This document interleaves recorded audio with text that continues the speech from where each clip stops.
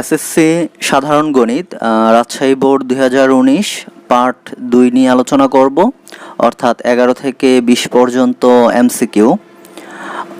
11 নম্বর প্রশ্ন হচ্ছে যে বর্গমূল 2x - 5 + 3 = সমীকরণের সমাধান সেট নিচের কোনটি, অর্থাৎ নিচের কোন মানটা দ্বারা এই সমীকরণটা সিদ্ধ হবে, অর্থাৎ এই সমীকরণের সমাধান কোনটি হবে।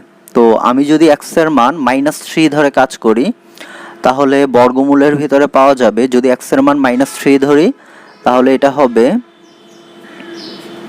x এর মান যদি -3 ধরা হয় তাহলে -3 × 2 তার মানে হচ্ছে -6 - 5, তাহলে বর্গমূলে পাওয়া যাচ্ছে বর্গমূলে পাওয়া যাচ্ছে -11। আর বর্গমূলের ভিতরে যদি মাইনাস থাকে সেটা হচ্ছে গাণিতিকভাবে সংজ্ঞায়িত নয়, অর্থাৎ বাস্তব সংখ্যা নয়, এটা একটা জটিল সংখ্যা। তো আমাদের এই যে এসএসসি পর্যায়ে জটিল সংখ্যা নিয়ে কোনো আলোচনা নেই, শুধু বাস্তব সংখ্যা নিয়ে আলোচনা আছে। তাই এই যে বর্গমূলের ভিতরে মাইনাস আছে, যেহেতু এটা একটা জটিল সংখ্যা, তাই এটা দ্বারা অর্থাৎ -3 দ্বারা এই সমীকরণটা সিদ্ধ হয় না। তো যদি শুধু 2 ধরি তাহলে এটা হয় বর্গমূলে, এটা হয় 4 - 5, অর্থাৎ বর্গমূলের ভিতরে হয় -1। তাহলে -1 বর্গমূলের ভিতরে, তাহলে এই যে 2 দ্বারাও এই সমীকরণটা সিদ্ধ হয় না। যদি আমি 3 নেই তাহলে x এর মান যদি 3 নেই তাহলে এটা হবে 2 × 3, তার মানে 6 - 5, তাহলে বর্গমূল 6 - 5 মানে বর্গমূলের ভিতরে হবে 1, আর বর্গমূল 1 মানে 1, তার মানে এই যে বর্গমূল থেকে মানটা পাওয়া গেল হচ্ছে 1 আর তার সাথে 3 যোগ আছে, অর্থাৎ মান হয় 4। কিন্তু তাহলে এই যে যদি আমি x এর মান 3 ধরি তাহলে লেফট হ্যান্ড সাইডে মান পাওয়া যাচ্ছে 4 আর রাইট হ্যান্ড সাইডে মান আছে 2, তার মানে x এর মান 3 এই সমীকরণকে সিদ্ধ করতে পারতেছে না। x এর মান 3 এর জন্য লেফট হ্যান্ড সাইড আর রাইট হ্যান্ড সাইড সমান নয়, তার মানে -3 দ্বারাই সমীকরণ সিদ্ধ হয় না, 2 দ্বারাই সমীকরণটি সিদ্ধ হয় না, আর +3 দ্বারাই সমীকরণটি সিদ্ধ হয় না। তার মানে হচ্ছে এই সমীকরণের সমাধান এখানে নেই, অর্থাৎ এই তিনটা কোনোটাই সমীকরণটার সমাধান না, তার মানে এই সমীকরণটার সমাধান হচ্ছে ফাঁকা, অর্থাৎ কোনো সমাধান এখানে নেই। তাহলে এই যে 11 নম্বরের অ্যান্সার হবে ঘ। তারপর প্রশ্ন নং হচ্ছে 12, cosec theta plus cot theta equal 1/2 হলে cosec theta minus cot theta এর মান বের করতে হবে। তো আমরা ত্রিকোণমিতিক অভেদ তিনটা জানি, যে sine square theta plus cos square theta equal 1, sec square theta minus tan square theta equal 1, cosec square theta minus cot square theta equal 1। তো সেটা যদি আমি লিখি 3 নম্বর অভেদটা, অর্থাৎ 3টি অভেদের একটি অভেদ, অর্থাৎ cosec square theta minus cot square theta equal 1, সেটা আমি লিখতে পারি। তো কোসেক স্কোয়ার থিটা হচ্ছে কোসেক স্কোয়ার থিটা যা, আর কোসেক থিটা হোল স্কোয়ার তাই, অর্থাৎ এটাকে আমি লিখতে পারবো কোসেক থিটা হোল স্কোয়ার, কারণ কোসেক এবং থিটা দুইটা গুণ অবস্থায় নেই, দুইটা একই ব্যাপার। তাহলে কোসেক স্কোয়ার থিটা যা, কোসেক থিটা হোল স্কোয়ার সেটা তাই। তাহলে a স্কোয়ার মাইনাস b স্কোয়ারের সূত্র হয়ে যায় a বলতে কোসেক থিটা আর b বলতে হচ্ছে কট থিটা। তাহলে a স্কোয়ার মাইনাস b স্কোয়ারের সূত্র যদি হয় তাহলে a plus b into a minus b, তাহলে cosec theta plus cot theta into cosec theta minus cot theta equal হচ্ছে 1। আর যেহেতু কোসেক থিটা প্লাস কট থিটার মান দেওয়া আছে 1/2, তাহলে এটার মান বসাতে পারি 1/2, আর এখানে থাকলো cosec theta minus cot theta equal 1। তো সেই ক্ষেত্রে cosec theta minus cot theta আর 1/2 ভাগ অবস্থায় আছে, 1/2 হচ্ছে গুণ অবস্থায় আছে, আর ওই পাশে গেলে ভাগ হবে, অর্থাৎ এই 1টা এই যে লেফট হ্যান্ড সাইডে 1টা গুণ অবস্থায় আছে, ওই পাশে গেলে ভাগ হবে, আর এই 2টা লেফট হ্যান্ড সাইডে ভাগ অবস্থায় আছে আর রাইট হ্যান্ড সাইডে গেলে 2টা গুণ হবে, অর্থাৎ কোসেক থিটা মাইনাস কট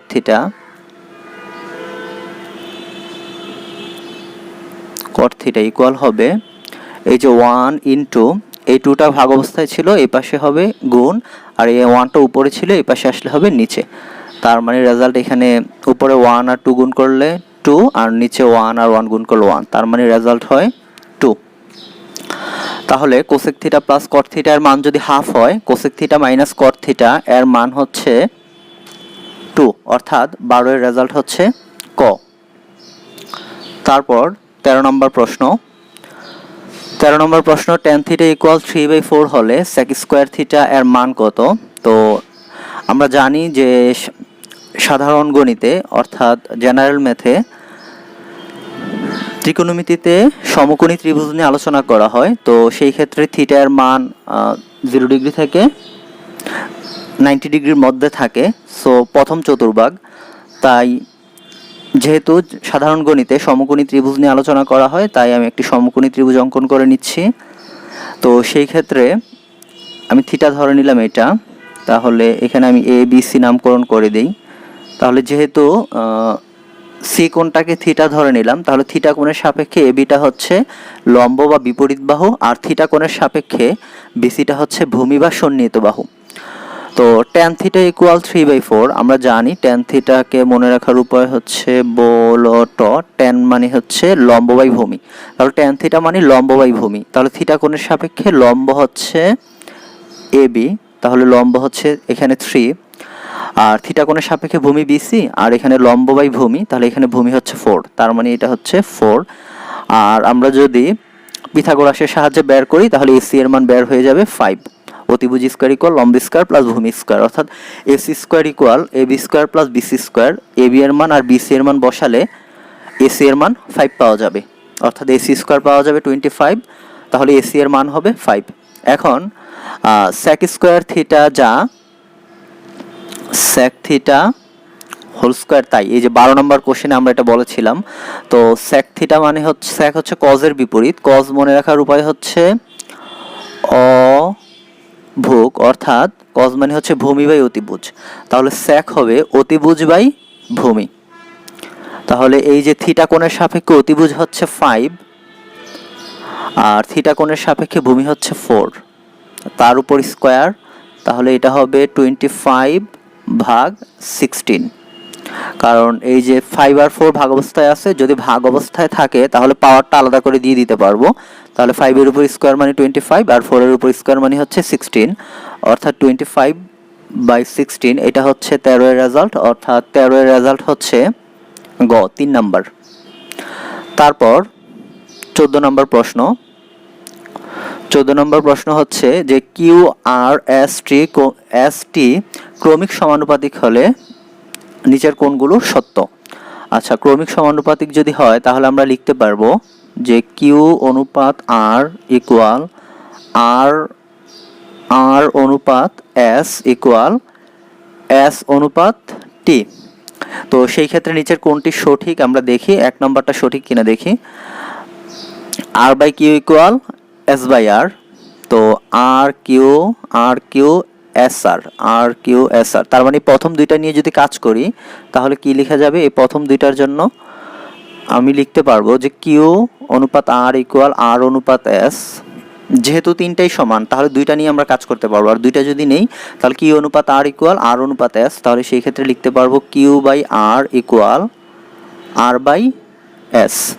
তো এখানে যেহেতু আর বাই কিউ আছে, এখন যদি আমি ব্যস্তকরণ করে দেই তাহলে এটা হবে R by Q equal S by R, আর ব্যস্তকরণ উভয় পক্ষে করতে হবে, লেফট হ্যান্ড সাইড এবং রাইট হ্যান্ড সাইডে। তাহলে R by Q equal S by R, এই যে R by Q equal S by R, তার মানে ক্রমিক সমানুপাতিক থেকে 1 নাম্বারটা পাওয়া যায়। ক্রমিক সমানুপাতিক হচ্ছে প্রথম রাশি অনুপাত দ্বিতীয় রাশি, আবার ইকুয়াল দ্বিতীয় রাশি অনুপাত তৃতীয় রাশি ইকুয়াল তৃতীয় রাশি অনুপাত চতুর্থ রাশি। যদি তিনটা বলতো কিউ আর এস ক্রমিক সমানুপাতিক, তাহলে আমরা প্রথম রাশি অনুপাত দ্বিতীয় রাশি ইকুয়াল দ্বিতীয় রাশি অনুপাত তৃতীয় রাশি, এটা লিখতাম না। যদি 4টা বলছে এই জন্য আমরা টি সহ লেখা লাগছে। আচ্ছা, তারপর হচ্ছে এস আর এবং টিএস এর মধ্যে, তাহলে এস আর আর টিএস, তাহলে শেষের দুইটা নিয়ে আমরা কাজ করতে পারি। শেষের দুইটা নিয়ে যদি কাজ করি তাহলে এটা লেখা যাবে যে আর অনুপাত এস ইকুয়াল এস অনুপাত টি, সেই ক্ষেত্রে R by S equal S by T. তো এটাও যদি ব্যস্তকরণ করে দেই হবে R by S equal T by S. আচ্ছা, এটা ব্যস্তকরণ করলে R by S equal T by S. এখন যেহেতু এটা S by R equal T by S, S by R equal T by S, ও ব্যস্তকরণ করলে এই জায়গায় এস হয়ে যাবে উপরে আর আর চলে আসবে নিচে, তার মানে S by R equal T by S. ব্যস্তকরণ করলে এই যে 2 নংটা পাওয়া যায়। তারপর হচ্ছে 3 নং দেওয়া আছে আর এস আর টি, আর কিউ টি এস, তার মানে আর কিউ টি এস। তাহলে শেষের দুইটা, প্রথমটার শেষেরটা আমরা সমান লিখতে পারি, প্রথমটার শেষেরটা নিয়ে কাজ করি। তাহলে কিউ অনুপাত আর ইকুয়াল এস অনুপাত টি। তো সেই ক্ষেত্রে কিউ বাই আর ইকুয়াল হচ্ছে এস বাই টি, আর যেহেতু এখানে আর বাই কিউ আছে তাহলে ব্যস্তকরণ করে দিলে R by Q equal T by S. তাহলে 3 নম্বরটাও সত্য। তাহলে 14 নংয়ের রেজাল্ট হচ্ছে 1 2 3, অর্থাৎ ঘ 1 2 3 তিনটাই সত্য।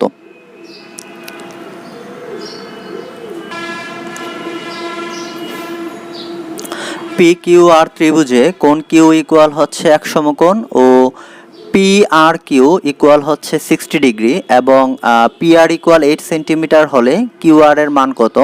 তার মানে পি কিউ আর একটি সমকোণী ত্রিভুজ যার কোণ কিউ ইকুয়াল হচ্ছে 1 সমকোণ। তাহলে সমকোণী ত্রিভুজটা আমরা অঙ্কন করে নেই।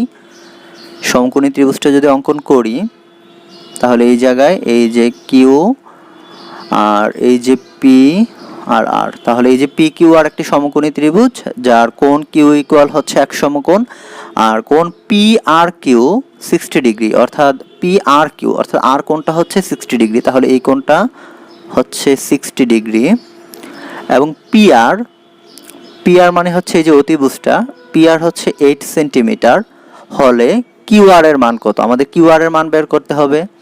তাহলে এই যে 60 ডিগ্রি সাপেক্ষে এই পি কিউটা হচ্ছে লম্ব বা বিপরীত বাহু, আর এই 60 ডিগ্রি সাপেক্ষে পি কিউটা হচ্ছে লম্ব বা বিপরীত বাহু, আর এই 60 ডিগ্রি সাপেক্ষে কিউ আরটা হচ্ছে ভূমি বা সন্নিহিত বাহু। তো সেই ক্ষেত্রে আমাদের কিউ আর এর মান বের করতে হবে, অর্থাৎ 60 ডিগ্রি সাপেক্ষে কিউ আরটা হচ্ছে ভূমি এর মান বের করতে হবে। আর অতিভুজের মানটা দেওয়া আছে, আর ভূমি আর অতিভুজের মধ্যে সম্পর্ক স্থাপন করে ত্রিকোণমিতিক অনুপাত হচ্ছে কজ হচ্ছে ভূমি বাই অতিভুজ। কারণ কজ মনে রাখা হচ্ছে অভুক মানে হচ্ছে ভূমি বাই অতিভুজ। তাহলে আমি লিখতে পারি যে কজ 60 ডিগ্রি সাপেক্ষে ভূমি হচ্ছে কিউ আর আর অতিভুজ হচ্ছে পি আর।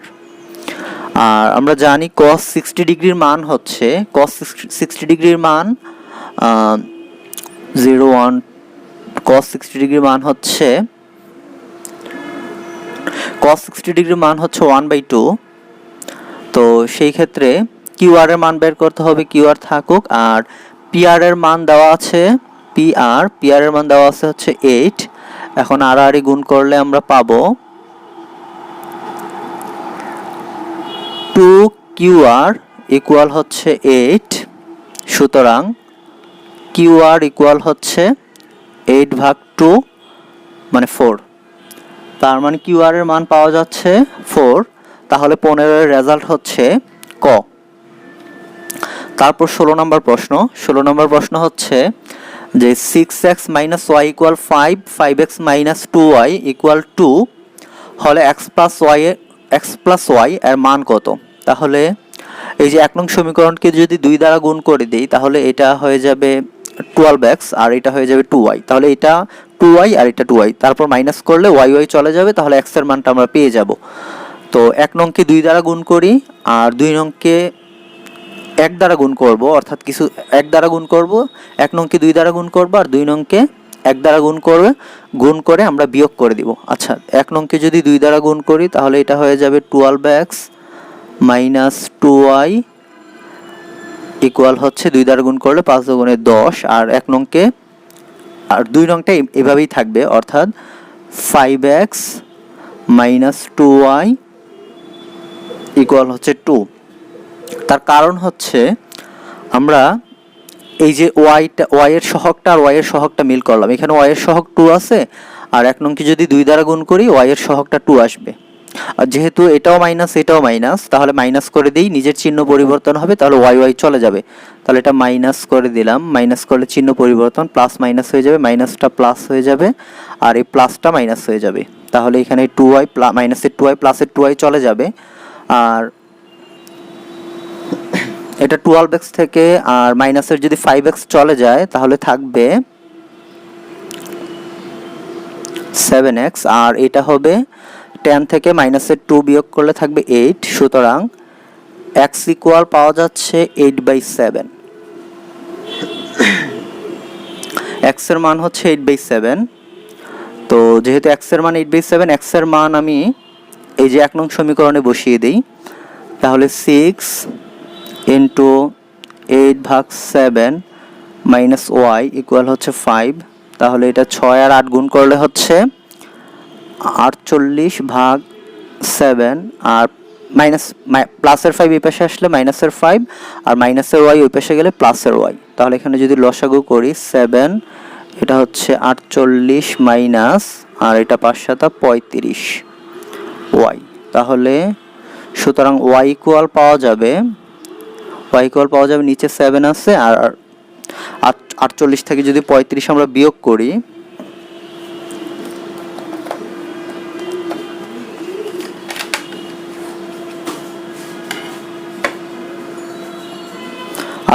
থেকে যদি 35 বিয়োগ করি তাহলে ফলাফলটা হবে 48 মাইনাস 35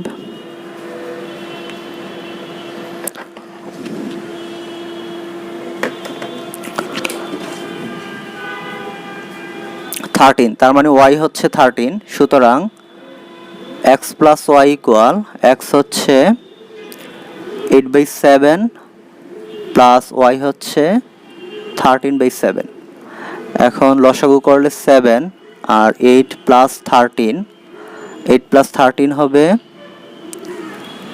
21/7, আর 21/7 মানে হচ্ছে 3।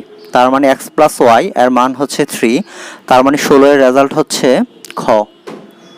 তারপর 17 একটা উদ্দীপক দেওয়া আছে যে 1 + 3 + 5 + 7, আর এই ধারাটির আরতম পদ বের করতে হবে, ধারাটির প্রথম 9টি পদের সমষ্টি বের করতে হবে।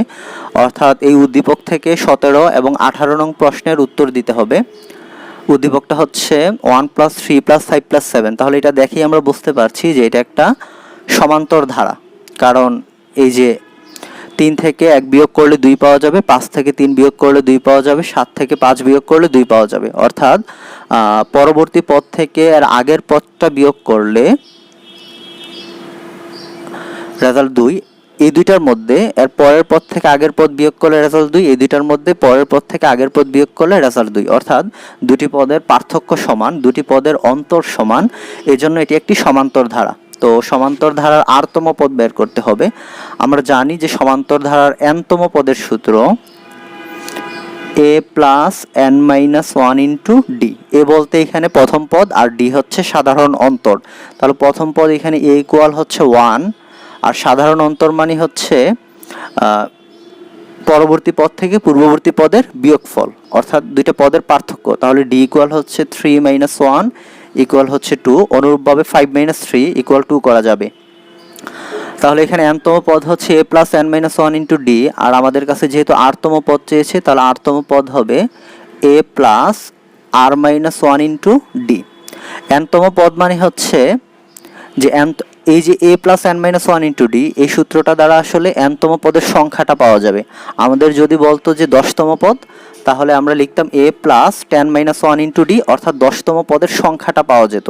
যেমন এখানে 4তম পদের সংখ্যা হচ্ছে 7, আমি যদি লিখি a + 4-1 * d, তাহলে কিন্তু এর রেজাল্ট পাওয়া যাবে হচ্ছে 7। আমি যদি লিখি এই যে a + 4-1 * d, তাহলে a এর মান হচ্ছে 1 + 4-1 মানে হচ্ছে 3, আর d এর মান হচ্ছে 2। তাহলে 3 × 6 = 6 × 7। তার মানে n এর মান যদি আমি 4 বসাই তাহলে 4তম পদের সংখ্যা, এই যে 4তম পদের সংখ্যা। যদি আমাদের বলতো 10তম পদ কত, তাহলে আমরা বলতাম যে a + 10-1 * d। আর এখানে যেহেতু বলছে 8তম পদ, তাহলে আমরা বলবো a + r-1 * d, অর্থাৎ 8তম পদের সংখ্যাটা আমরা বের করব। তাহলে এর মান হচ্ছে 1 প্লাস আর মাইনাস 1 আর ডি এর মান হচ্ছে 2।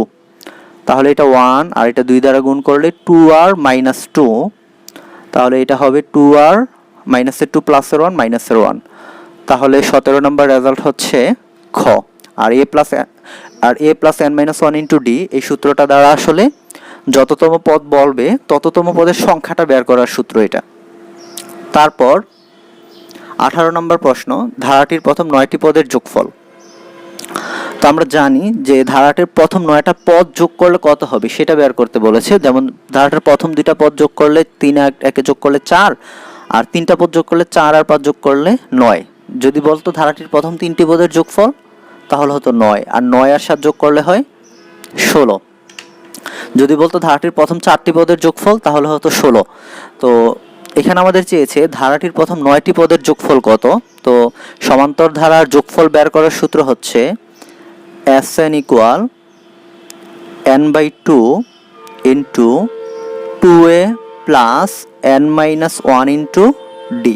তো এখানে n এর মান যদি আমি 9 বসাই তাহলে 9টি পদের যোগফল বের হয়ে যাবে, আর n এর মান যদি আমি 4 বসাই মানে প্রথম 4টি পদের যোগফল, তাহলে প্রথম 4টি পদের যোগফল আমরা এই যে এমনি হিসাব করলাম যে 3 আর 1 4, 4 আর 5 9, 9 আর 7 16। আমি যদি n এর মান এখানে 4 বসাই, অর্থাৎ প্রথম 4টি পদের যোগফল n এর মান 4 বসালে এখানে প্রথম 4টি পদের যোগফল বের হয়ে আসবে, আর প্রথম 4টি পদের যোগফল হবে 16। তার মানে n এর মান 4 বসালে এটার রেজাল্ট হবে 16। কিন্তু এখানে আমাদের এটার রেজাল্ট হবে 16, কিন্তু এখানে আমাদের প্রথম 9টি পদের যোগফল বের করতে বলেছে, এই জন্য n এর মান হবে 9।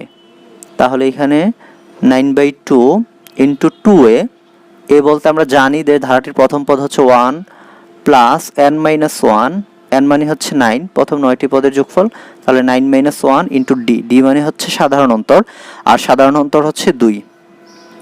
তাহলে এখানে 9/2 ইন্টু 2 আর 1 গুণ করলে 2 প্লাস 9 থেকে 1 বিয়োগ করলে হচ্ছে 8, আর 8 এর সাথে 2 গুণ করলে হচ্ছে 16। তাহলে এখানে পাওয়া যাচ্ছে যে 9/2 ইন্টু 16 আর 2 যোগ করলে হচ্ছে 18, আর 2 দ্বারা 18কে ভাগ করলে হচ্ছে 9, আর 9 আর 9 গুণ করলে হচ্ছে 81। তার মানে ধারাটির প্রথম 9টা পদ যদি আমরা যোগ করি তার রেজাল্ট হবে 81। তো ধারাটির প্রথম 9টি পদের যোগফল হচ্ছে 81। ধারাটার প্রথম 9টি পদের যোগফল আমাদের বের করতে হবে, কিন্তু 9 নাম্বার পদ কত যদি সেটা চাইতো যে ধারাটির নবম পদ কত, তাহলে কিন্তু আমরা এই সূত্র দিয়ে বের করতাম যে a plus 9 minus 1 into D. এই সূত্র দ্বারা ওই nতম পদের সংখ্যা অর্থাৎ নবম পদের সংখ্যা, 4তম পদের সংখ্যা অর্থাৎ একটা পদের সংখ্যা বের করার সূত্র হচ্ছে এটা।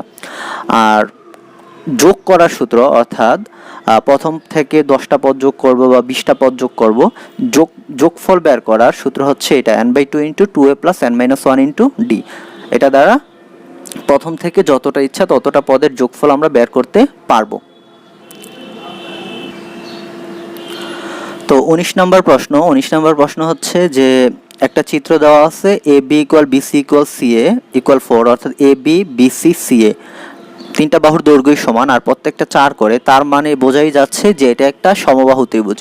AB হচ্ছে 4, আর BCটাও হচ্ছে 4, আর ACটাও হচ্ছে 4, আর AD এর মান আমাদের বের করতে হবে। তো আমরা জানি সমবাহু ত্রিভুজের শীর্ষবিন্দু থেকে যদি আমরা যে কোনো বাহুর উপর লম্ব অঙ্কন করি, ওই লম্বটা ওই বাহুকে সমদ্বিখণ্ডিত করে। অর্থাৎ শীর্ষবিন্দু থেকে আমি BC এর উপর লম্ব অঙ্কন করলাম, এই লম্বটা অর্থাৎ AD লম্বটা BC বাহুকে সমান দুটি ভাগে বিভক্ত করবে। অর্থাৎ সমবাহু ত্রিভুজে শীর্ষবিন্দু থেকে যদি অপর বাহুর উপর লম্ব অঙ্কন করি, সেই লম্বটা যার উপর লম্ব অঙ্কন করলাম, এখানে বিসির উপর লম্ব অঙ্কন করলাম, বিসিকে সমান দুটি ভাগে বিভক্ত করবে। অর্থাৎ বিসিকে যদি সমান দুই ভাগে বিভক্ত করে, বিসি তো 4 আছে, তাহলে এই যে বিডি আর সিডি সমান, তাহলে বিডি হয়ে যাবে 2 আর সিডিও হয়ে যাবে 2। তো এখানে আমাদের এডি এর মান বের করতে হবে, তার মানে এই যে এডি হচ্ছে এটা এডি, তাহলে এ বিডি একটা সমকোণী ত্রিভুজ, কারণ এটা 90 ডিগ্রি হলে এটা অবশ্যই 90 ডিগ্রি, যেহেতু এটা লম্ব। তার মানে এ বিডি একটা সমকোণী ত্রিভুজ। তো সেই ক্ষেত্রে আমাদের এবি এর মান জানা আছে, বিডি এর মান জানা আছে, আর এডি এর মান বের করতে হবে। তাহলে পিথাগোরাসের উপপাদ্য অনুযায়ী লিখতে পারি, পিথাগোরাসের উপপাদ্য অনুযায়ী লেখা যায় যে AB square equal AD square plus BD square. তো এখন AD square plus BD square এই পাশে নিয়ে আসি, ইকুয়াল লেখা যাবে যে এবি স্কোয়ার বা, আর এখানে যেহেতু আমাদের এডি এর মান লাগবে তাহলে এডি স্কোয়ার রেখে দিলাম, এটা AB square minus BD square. এখন এডি স্কোয়ার ইকুয়াল এবি এর মান হচ্ছে 4, তার উপর স্কোয়ার, মাইনাস বিডি এর মান হচ্ছে 2, তার উপর স্কোয়ার, তাহলে এটা হচ্ছে 16 মাইনাস 4, তার মানে হচ্ছে 12। এডি স্কোয়ারের মান হচ্ছে 12। এখন যদি সুতরাং বর্গমূল করে দিব, এডি ইকুয়াল হচ্ছে বর্গমূল 12, আর 12কে লিখতে পারবো যে 4 ইন্টু 3, আর যেহেতু দুইটা গুণ অবস্থায় আছে বর্গমূলটা আলাদা করে দিয়ে দিতে পারবো, তাহলে বর্গমূল 4 মানে 2 আর বর্গমূল 3 মানে বর্গমূল 3, তার মানে হচ্ছে এডি এর মান পাওয়া গেল 2√3। তাহলে 19-এর রেজাল্ট হচ্ছে ক, অর্থাৎ 2√3। তাহলে এডি এর মান পাওয়া গেল হচ্ছে 2√3। তারপর 20 নম্বর প্রশ্ন হচ্ছে যে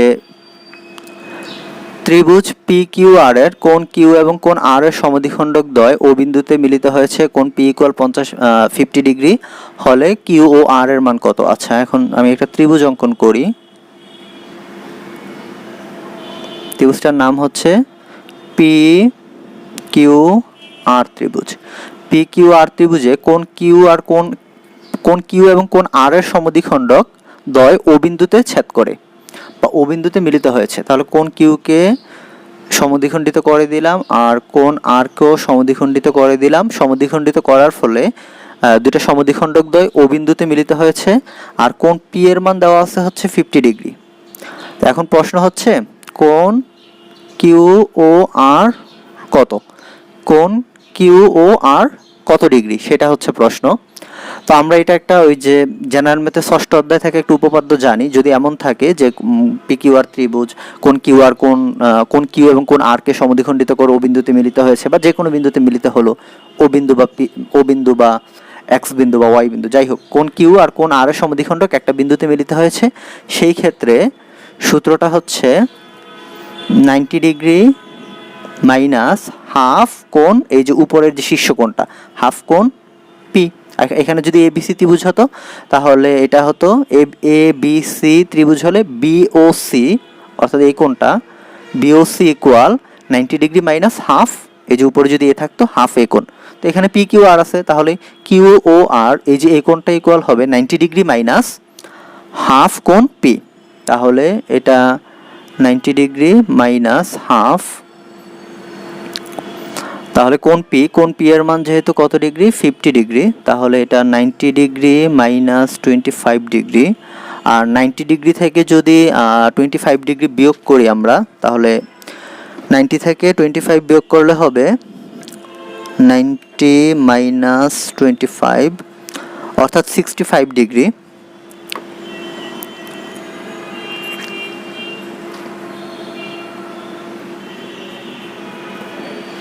সরি, এটা হবে কোণ 65 ডিগ্রি, কিন্তু এটা হচ্ছে সূত্র হচ্ছে কোণ কিউ ও আর, এটা হচ্ছে 90 ডিগ্রি প্লাস হাফ কোণ পি, তাহলে এটা হবে প্লাস, এটা হবে প্লাস, তাহলে 90 ডিগ্রি প্লাস 25 ডিগ্রি হবে। কারণ যদি কোণ কিউ এবং কোণ আর এর মানে বর্ধিত অংশ, কোণ পি কিউকে বর্ধিত করে দিতাম এবং কোণ পি আর কে বর্ধিত করে দিতাম, তাহলে কোণ কিউ এবং কোণ আর এর বহির্দ্বিখণ্ডক দ্বয় যে বিন্দুতে মিলিত হবে সেটা হবে 90 ডিগ্রি মাইনাস হাফ কোণ পি। আর যেহেতু কোণ কিউ এবং কোণ আর এর এই কোণ দুইটা, কোণ কিউ এবং কোণ আর এর সমদ্বিখণ্ডক ও বিন্দুতে মিলিত হয়েছে, সেই ক্ষেত্রে হবে 90 ডিগ্রি প্লাস হাফ কোণ পি। যদি এমন হতো, যদি এটা হতো যে এটা হচ্ছে পি কিউ আর ত্রিভুজ আর এটা বর্ধিত করে দিলাম, এখন এই যে কিউ এর বহির্দ্বিখণ্ডক আর আর এর বহির্দ্বিখণ্ডক এখানে ও বিন্দুতে মিলিত হলে এইখানে কোণ কিউ ও আর এই কোণটা হবে, এই যে এই কোণটা হবে 90 ডিগ্রি মাইনাস হাফ কোণ পি। এখানে কিন্তু বহির্দ্বিখণ্ডক যেটা মিলিত হবে সেটা হবে 90 ডিগ্রি মাইনাস হাফ কোণ পি। আর যেহেতু এটা কোণ কিউ এবং কোণ আর এর সমদ্বিখণ্ডক মিলিত হয়েছে, তাহলে সেই ক্ষেত্রে হবে 90 ডিগ্রি প্লাস হাফ কোণ পি। তাহলে 90 ডিগ্রি আর 25 ডিগ্রি যদি যোগ করি তাহলে হবে 90 প্লাস 25 তাহলে হবে 115 ডিগ্রি। তাহলে 20-এর রেজাল্ট হচ্ছে গ, অর্থাৎ 115 ডিগ্রি।